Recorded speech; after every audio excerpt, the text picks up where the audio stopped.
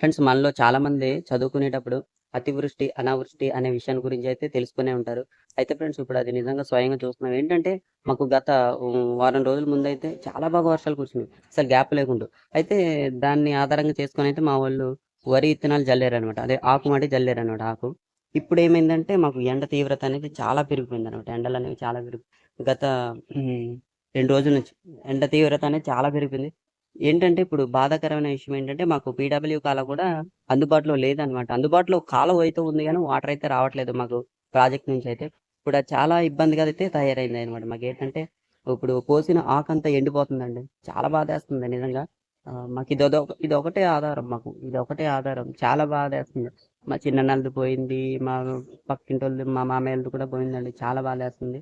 హ్మ్. పంట పండించడానికి కూడా భయమేస్తుందనమాట. ఏంటంటే ఇలా కరువు వచ్చిందంటే రైతులందరూ ఏమైపోతారన్న ఒక బాధ అయితే వస్తుంది.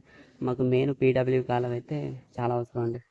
సో ఫ్రెండ్స్ ఇది ఎందుకో చెప్పుకోవాలనిపించింది చెప్పాను అన్నమాట.